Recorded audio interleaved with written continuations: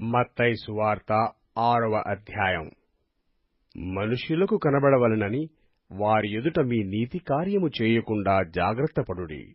లేని యెడల పరలోకమందున్న మీ తండ్రి యొద్ద మీరు ఫలము పొందరు.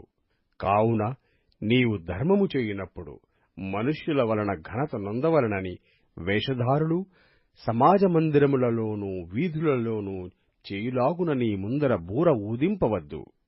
వారు తమ ఫలము పొందియున్నారని నిశ్చయముగా మీతో చెప్పుచున్నాను.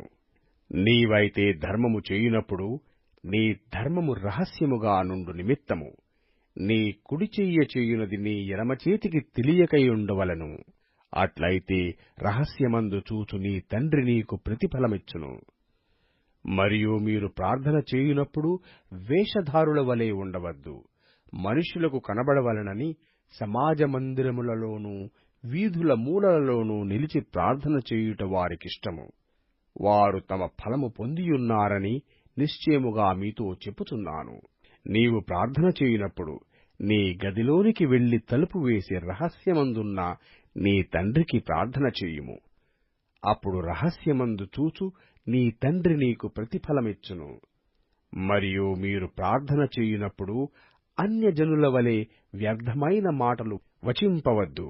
విస్తరించి మాటలాడుట వలన తమ మనవి వినబడునని వారు తలంచుచున్నారు. మీరు వారి వలె ఉండకుడి. మీరు మీ తండ్రిని అడగక మునుపే మీకు అక్కరగానున్నవేవో ఆయనకు తెలియను. కాబట్టి మీరీలాగు ప్రార్థన చేయుడి. పరలోకమందున్న మా తండ్రీ, నీ నామము పరిశుద్ధపరచుబడుగాక. నీ రాజ్యము వచ్చుగాక. నీ చిత్తము పరలోకమందు నెరవేరుచుచున్నట్లు భూమియందునూ నెరవేరునుగాక. మా అనుదినాహారము నేడు మాకు దయచేయుము. మా రుణస్థులను మేము క్షమించియున్న ప్రకారము మా రుణములు క్షమించుము. మమ్మును శోధనలోకి తేక దుష్టుని నుండి మమ్మును తప్పించుము. మనుష్యుల అపరాధములను మీరు క్షమించిన యెడల మీ పరలోకపు తండ్రియు మీ అపరాధములను క్షమించును. మీరు మనుష్యుల అపరాధములను క్షమింపకపోయిన యెడల మీ తండ్రియు మీ అపరాధములను క్షమింపడు. మీరు ఉపవాసము చేయునప్పుడు వేషధారుల వలె దుఃఖముఖులై యుండకుడి. తాము ఉపవాసము చేయుచున్నట్టు మనుష్యులకు కనబడవలెనని వారు తమ ముఖములను వికారము చేసుకొందురు. వారు తమ ఫలము పొందియున్నారని నిశ్చయముగా మీతో చెప్పుచున్నాను. ఉపవాసము చేయుచున్నట్టు మనుష్యులకు కనబడవలనని కాక రహస్యమందున్న నీ తండ్రికే కనబడవలనని నీవు ఉపవాసము చేయునప్పుడు నీ తల అంటుకొని నీ ముఖము కడుగుకొనుము. అప్పుడు రహస్యమందు చూచుచున్న నీ తండ్రి నీకు ప్రతిఫలమిచ్చును. భూమి మీద మీ కొరకు ధనమును కూర్చుకొనవద్దు. ఇక్కడ చిమ్మెటయు తుప్పును తినివేయును.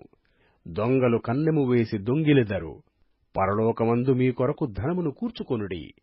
అచ్చట చిమ్మెటయైనను తుప్పైనను దాని తినివేయదు. దొంగలు కన్నము వేసి దొంగిలరు. నీ ధనమెక్కడ నుండునో అక్కడనే నీ హృదయము ఉండును. దేహమునకు దీపము కన్నే గనక నీ కన్ను తేటగా ఉండిన ఎడల నీ దేహమంతయు వెలుగుమయమైయుండును. నీ కన్ను చెడినదైతే నీ దేహమంతయు చీకటిమయమైయుండును. నీలోనున్న వెలుగు చీకటి అయ్యుండిన ఎడల ఆ చీకటి ఎంతో గొప్పది. ఎవడునూ ఇద్దరు యజమానులకు దాసుడుగా నుండనేరడు. అతడు ఒకని ద్వేషించి ఒకని ప్రేమించును, లేదా ఒకని పక్షముగా నుండి ఒకని తృణీకరించును. మీరు దేవునికిని సిరికిని దాసులుగా నుండనేరరు. అందువలన నేను మీతో చెప్పునదేమనగా, ఏమి తిందుమో ఏమి త్రాగుదుమో అని మీ ప్రాణమును గూర్చియైనను, ఏమి ధరించుకొందుమో అని మీ దేహమును గూర్చియైనను చింతింపకుడి. ఆహారము కంటే ప్రాణమును, వస్త్రము కంటే దేహమును గొప్పవి కావా?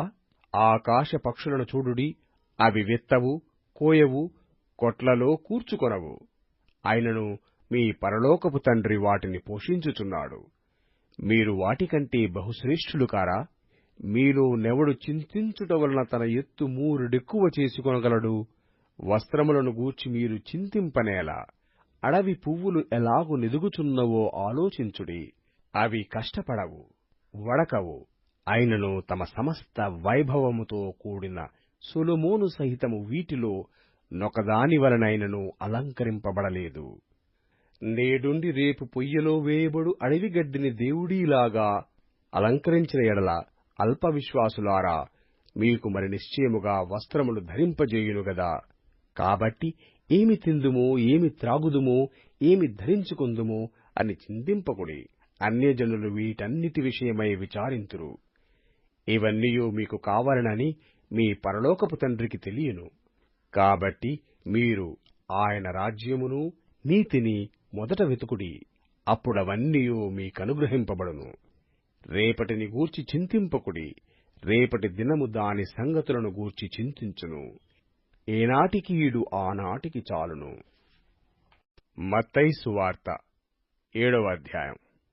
మీరు తీర్పు తీర్చకుడి, అప్పుడు మిమ్మును గూర్చి తీర్పు తీర్చబడదు. మీరు తీర్చు తీర్పు చొప్పుననే మిమ్మును గూర్చియూ తీర్పు తీర్చబడను. మీరు కొలుచు కొలత చొప్పుననే మీకునూ కొలవబడును. నీ కంటిలోనున్న దూలమునెంచక నీ సహోదరుని కంటిలోనున్న నలుసును చూచుటయ్యేలా? నీ కంటిలో దూలముండగా నీవు నీ సహోదరుని చూచి నీ కంటిలోనున్న నలుసు తీసివేయమని చెప్పనేలా? వేషధారీ, మొదట నీ కంటిలోనున్న దూలమును తీసివేసికొనుము, అప్పుడు నీ సహోదరుని కంటిలోనున్న నలుసును తీసివేయుటకు నీకు తేటగా కనపడును. పరిశుద్ధమైనది కుక్కలకు పెట్టకుడి, మీ ముత్యములను పందుల ఎదుట వేయకుడి. వేసిన ఎడల అవి ఒకవేళ వాటిని కాళ్లతో త్రొక్కి మీ మీద పడి మిమ్మును చీల్చివేయును. అడుగుడి, మీకియ్యబడును. వెదుకుడి, మీకు దొరుకును. తట్టుడి, మీకు తీయబడును. అడుగు ప్రతివాడునూ పొందును. వెదుకువానికి దొరుకును, తట్టువానికి తీయబడును. మీలో ఏ మనుష్యుడైనను తన కుమారుడు తన్ను రొట్టెను అడిగిన ఎడల వానికి రాతినిచ్చునా? చేపను అడిగిన ఎడల పామునిచ్చునా? మీరు చెడ్డవారయ్యుండియు మీ పిల్లలకు మంచి ఈవులనియ్యనెరిగియుండగా, పరలోకమందున్న మీ తండ్రి తన్ను అడుగువారికి అంతకంటే ఎంతో నిశ్చయముగా మంచి ఈవులనిచ్చును. కావున మనుష్యులు మీకు ఏమి చేయవలెనని మీరు కోరుదురో అలాగుననే మీరును వారికి చేయుడి. ఇది ధర్మశాస్త్రమును ప్రవక్తల ఉపదేశమునయ్యున్నది. ఇరుకు ద్వారమున ప్రవేశించుడి. నాశనముకు పోవు ద్వారము వెడల్పును, ఆ దారి విశాలమును అయ్యున్నది. దాని ద్వారా ప్రవేశించువారు అనేకులు. జీవమునకు పోవు ద్వారము ఇరుకును, ఆ దారి సంకుచితమునయ్యున్నది. దాని కనుగొనువారు కొందరే. అబద్ధ ప్రవక్తలను గూర్చి జాగ్రత్తపడుడి. వారు గొర్రెల చర్మములు వేసుకుని మీ యొద్దకి వత్తురు, కాని లోపల వారు క్రూరమైన తోడేళ్లు. వారి ఫలముల వలన మీరు వానిని తెలుసుకొందురు. ముండ్ల పొదలలో ద్రాక్ష పండ్లైనను, పల్లేరు చెట్లను అంజూరపు పండ్లునైనను కొయుదురా? అలాగుననే ప్రతి మంచి చెట్టు మంచి ఫలములు ఫలించును. పనికిమాలిన చెట్టు కాని ఫలములు ఫలించును. మంచి చెట్టు కాని ఫలములు ఫలింపనేరదు. పనికిమాలిన చెట్టు మంచి ఫలములు ఫలింపనేరదు. మంచి ఫలములు ఫలింపని ప్రతి చెట్టు నరకబడి అగ్నిలో వేయబడును. కాబట్టి మీరు వారి ఫలముల వలన వారిని తెలుసుకొందురు. ప్రభువా, ప్రభువా అని నన్ను పిలుచు ప్రతివాడును పరలోక రాజ్యములో ప్రవేశింపడుగాని, పరలోకమందున్న నా తండ్రి చిత్త ప్రకారము చేయువాడే ప్రవేశించును. ఆ దినమందు అనేకులు నన్ను చూచి, ప్రభువా, ప్రభువా, మేము నీ నామమును ప్రవచింపలేదా? నీ నామమును దయ్యములను వెళ్ళగొట్టలేదా? నీ నామమున అనేకమైన అద్భుతములు చేయలేదా అని చెప్పుదురు.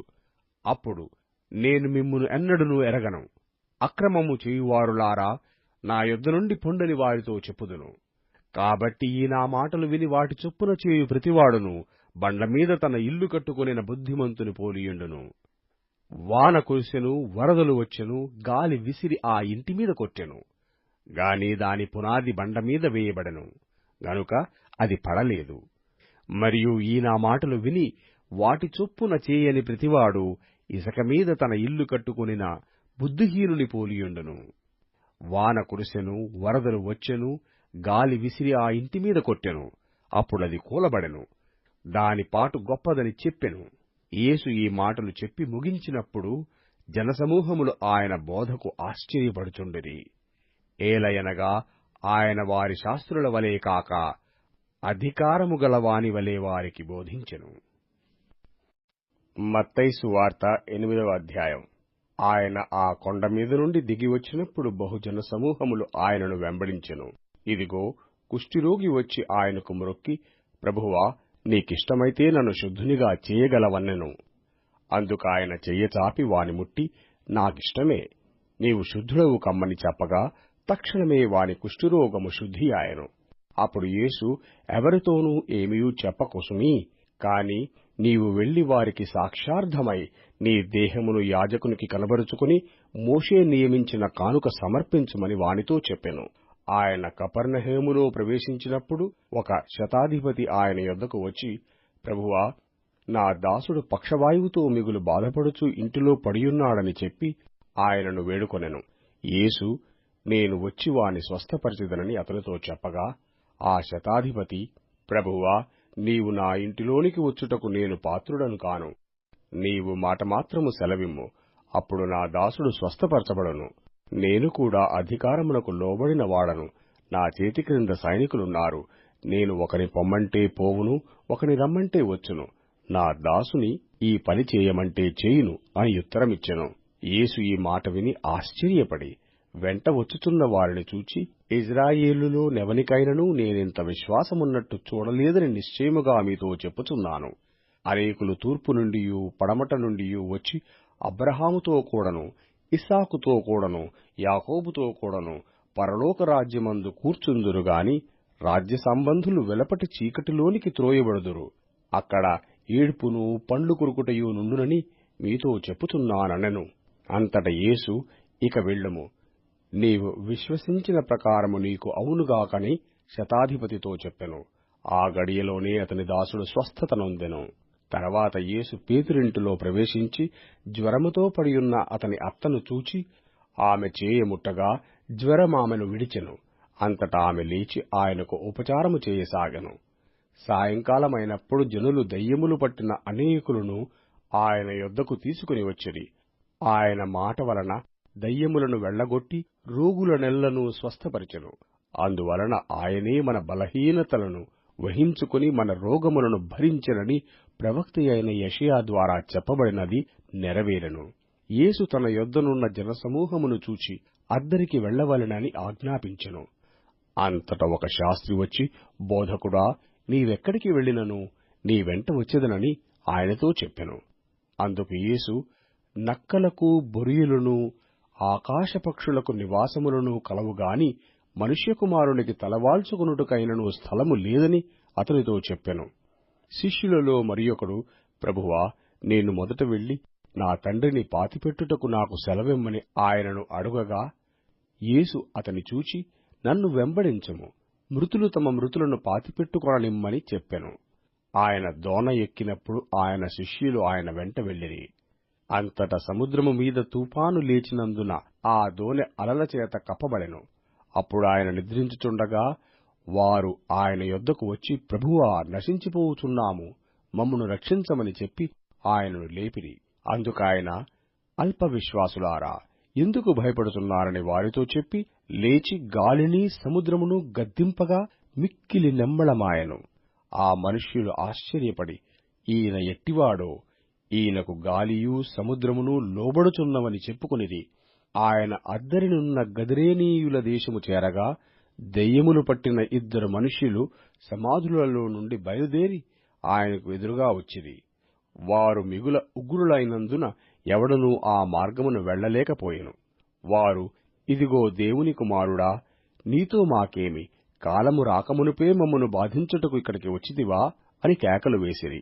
వారికి దూరమున గొప్ప పందుల మంద మేయుచుండగా ఆ దెయ్యములు, నీవు మమ్మను వెళ్లగొట్టిన ఎడల ఆ పందుల మందలోనికి పోనిమ్మని ఆయనను వేడుకొనెను. ఆయన వాటిని పొమ్మనగా అవి ఆ మనుష్యులను వదిలిపెట్టి ఆ పందులలోనికి పోయెను. ఇదిగో, ఆ మందంతయు ప్రపాతము నుండి సముద్రములోనికి వడిగా పరిగెత్తుకుని పోయి నీళ్లలో పడి చచ్చెను. వాటిని మేపుచున్నవారు పారిపోయి పట్టణములోకి వెళ్లి జరిగిన కార్యములన్నీయూ దయ్యములు పట్టిన వారి సంగతియూ తెలిపిరి. ఇదిగో, ఆ పట్టణస్థులందరూ యేసును ఎదుర్కొనవచ్చి ఆయనను చూచి తమ ప్రాంతములను విడిచిపొమ్మని ఆయనను వేడుకొనిరి. మత్తయి సువార్త 9వ అధ్యాయం. తర్వాత ఆయన దోణ ఎక్కి సముద్రము దాటి తన పట్టణములో ప్రవేశింపగా, ఇదిగో, జనులు పక్షవాయువుతో మంచము పట్టియున్న యొకని ఆయన యొద్దకు తీసుకుని వచ్చిరి.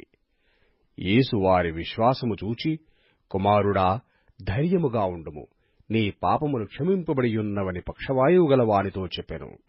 ఇదిగో, శాస్త్రులలో కొందరు ఇతడు దేవదూషణ చేయుచున్నాడని తమలో తాము అనుకొనగా, యేసు వారి తలంపులు గ్రహించి, మీరెందుకు మీ హృదయములలో దురాలోచనలు చేయుచున్నారు?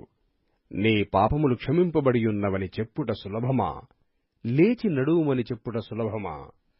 అయినను పాపములు క్షమించుటకు భూమి మీద మనుష్యకుమారునికి అధికారము కలదని మీరు తెలుసుకొనవలనని చెప్పి, ఆయన పక్షవాయువు గల వానిని చూచి, నీవు లేచి నీ మంచమెత్తుకుని నీ ఇంటికి పొమ్మని చెప్పగా, వాడు లేచి తన ఇంటికి వెళ్ళెను.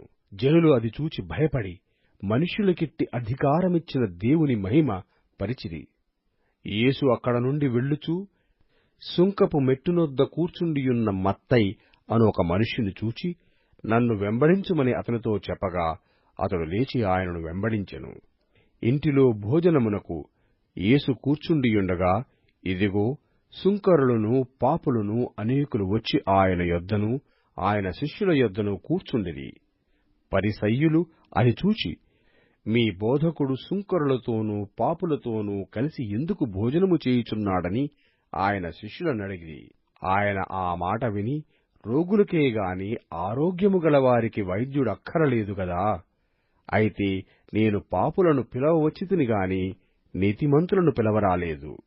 గనుక కనికరమునే గోరుచున్నాను గాని బలిని కోరను అను వాక్యభావమేమిటో మీరు వెళ్లి నేర్చుకొనుడని చెప్పెను. అప్పుడు యోహాను శిష్యులు ఆయన యొద్దకు వచ్చి, పరిసయ్యులను మేమును తరచుగా ఉపవాసము చేయుచున్నాము గాని నీ శిష్యులు ఉపవాసము చేయరు, దీనికి హేతువేమని ఆయనను అడుగగా, యేసు, పెండ్లి కుమారుడు తమతో కూడా నుండు కాలమున పెండ్లి ఇంటి వారు దుఃఖపడగలరా?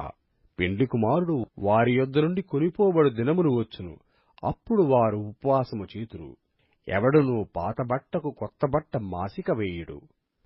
వేసిన ఎడల ఆ మాసిక బట్టను వెలితిపెరచును, చినుగు మరి ఎక్కువగును.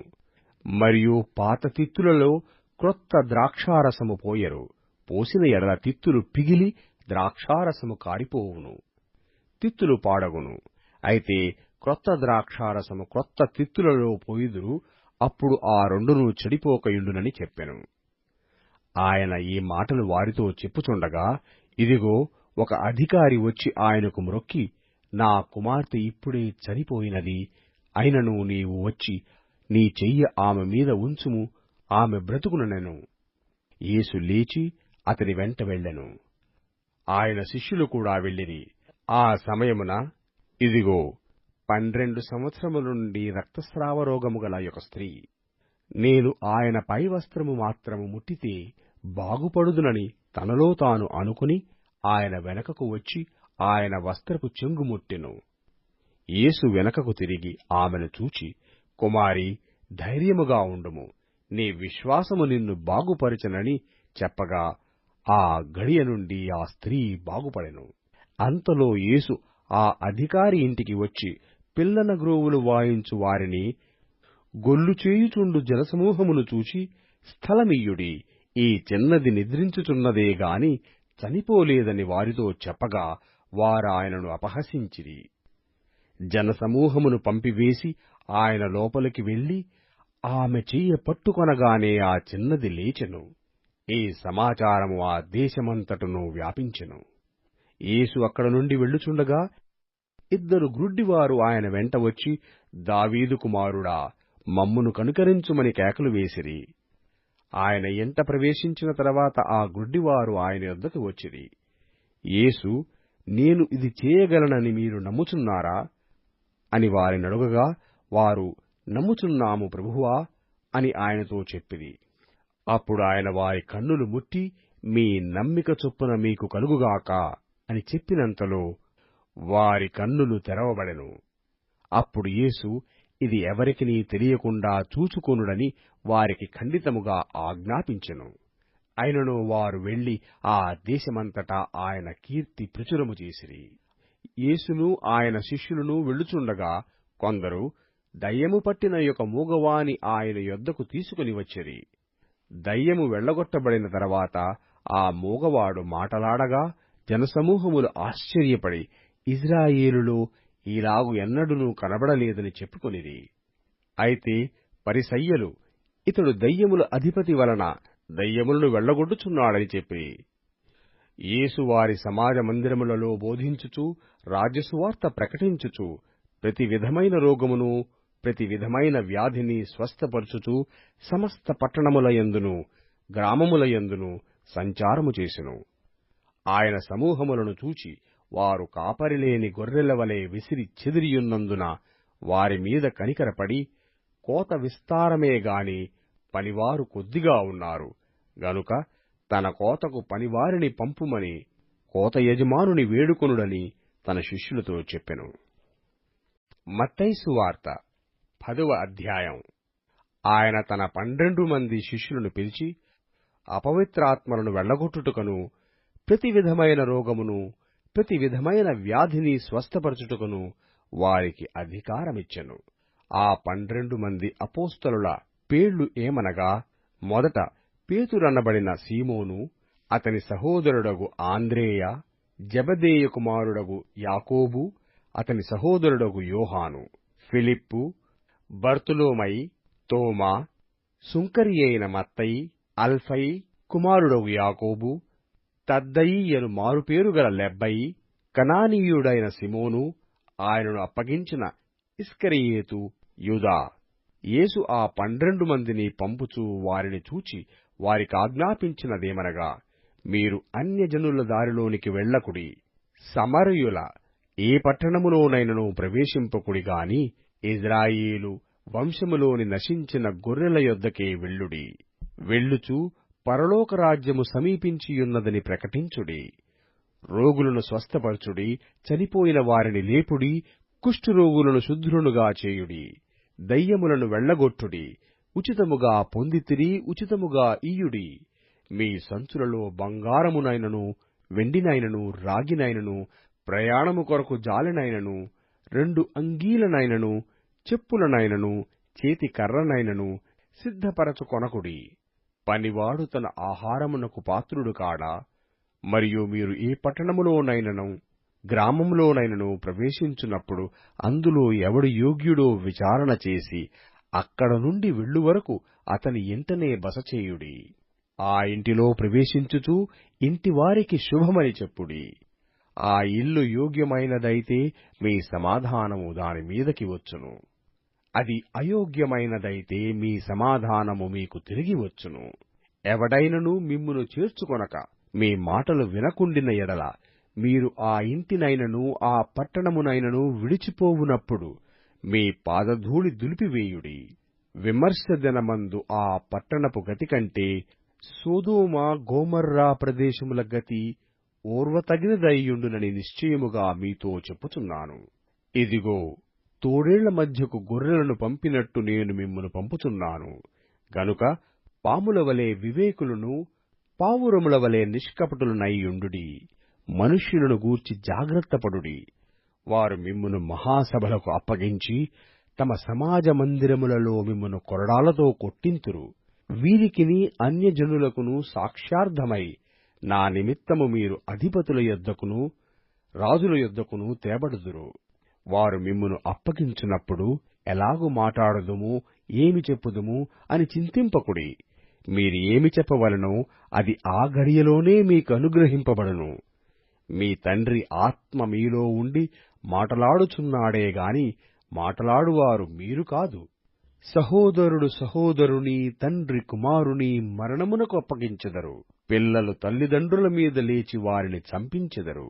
మీరు నా నామము నిమిత్తము అందరిచేత ద్వేషింపబడుదురు. అంతము వరకును సహించినవాడు రక్షింపబడును.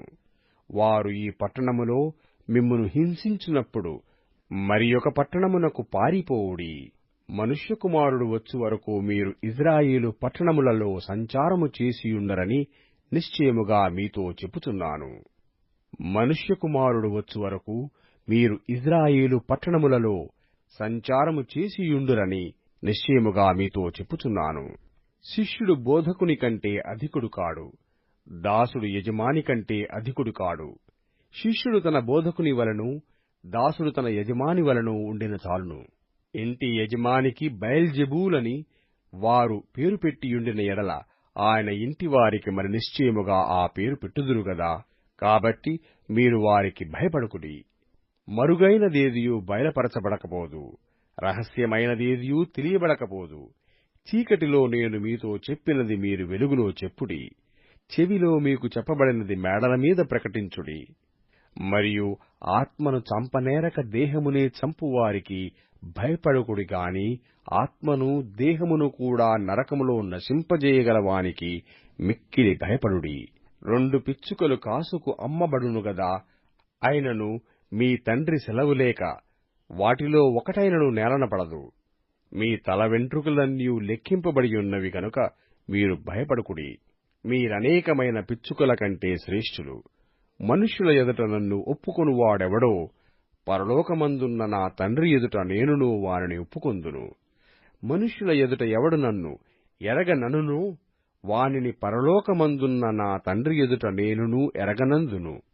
నేను భూమి మీదకి సమాధానమును పంపవచ్చితినని తలంచుకుడి. ఖడ్గమునే గాని సమాధానమును పంపుటకు నేను రాలేదు. ఒక మనుష్యునికిని వాని తండ్రికిని, కుమార్తెకును ఆమె తల్లికిని, కోడలికిని ఆమె అత్తకును విరోధము పెట్టవచ్చితిని. ఒక మనుష్యుని ఇంటివారే అతనికి శత్రువులగుదురు. తండ్రినైనను తల్లినైనను నాకంటే ఎక్కువగా ప్రేమించువాడు నాకు పాత్రుడు కాడు. కుమారునినైనను కుమార్తెనైనను నాకంటే ఎక్కువగా ప్రేమించువాడు నాకు పాత్రుడు కాడు. తన శిలువను ఎత్తుకొని నన్ను వెంబడింపనివాడు నాకు పాత్రుడు కాడు. తన ప్రాణము దక్కించుకొనువాడు దాని పోగొట్టుకొనును గాని నా నిమిత్తము తన ప్రాణము పోగొట్టుకొనువాడు దాన్ని దక్కించుకొనును. మిమ్మును చేర్చుకొనువాడు నన్ను చేర్చుకొనును, నన్ను చేర్చుకొనువాడు నన్ను పంపిన వాని చేర్చుకొనును. ప్రవక్త అని ప్రవక్తను చేర్చుకొనువాడు ప్రవక్త ఫలము పొందును. నీతిమంతుడని నీతిమంతుని చేర్చుకొనువాడు నీతిమంతుని ఫలము పొందును. మరియు శిష్యుడని ఎవడు ఈ చిన్నవారిలో ఒకనికి గిన్నెడు చన్నీళ్లు మాత్రము త్రాగనిచ్చునో వాడు తన ఫలము పోగొట్టుకొనడని నిశ్చయముగా మీతో చెప్పుచున్నాను.